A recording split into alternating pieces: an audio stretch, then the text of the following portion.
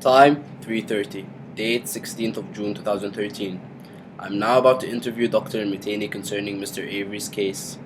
Hi Dr. Mitani, have you heard the story of Steven Avery who was wrongly convicted in 1985 for sexual assault of a woman, Penny Ann Bernstein? So I heard the reason for his conviction was that Miss Bernstein chose him in a lineup. Yes, this is true, but at the same time there was no DNA analysis techniques to prove he was a rapist. So how does this DNA analysis work anyway?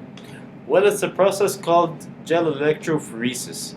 It involves taking a sample of a specific DNA, then pouring restriction enzymes on that DNA to cut a section of it, then pouring that DNA into wells in a tray, then turning on an electric current so the shorter strands travel farther than the longer ones and the group of the same length of strands end up together.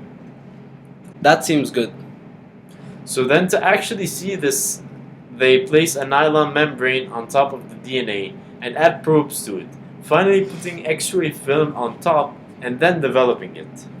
Alright, so after Mr. Avery was locked up for 18 years, he was helped by the Wisconsin Innocent Project.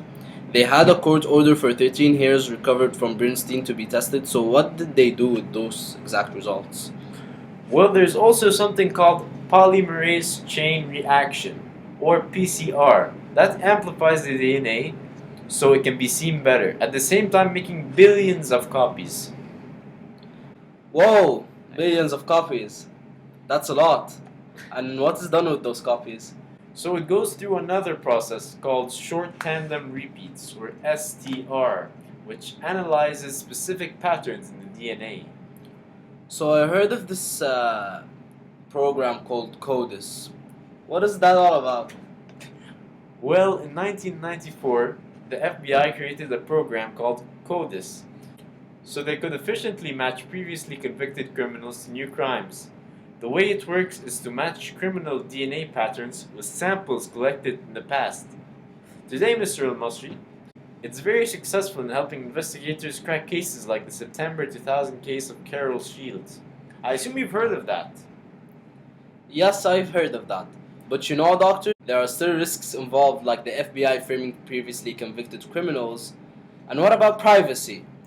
I don't want the police to know all about me and my family's genetic traits. Wow, you have a point. But you know, CODIS helped convict the actual rapist of Bernstein, Gregory Allen, who looked similar to Mr. Avery. Yeah, I guess it does have its uses. It's lucky we have DNA testing today. Thanks to DNA analysis, Mr. Avery was released in 2003 after 18 years in prison. But sadly, Mr. Avery got himself back into jail by killing Teresa Hallback. He got a life sentence and he's still working on the case of getting himself out of prison. So do you think his time in prison turned him into a murderer? That's a very good question.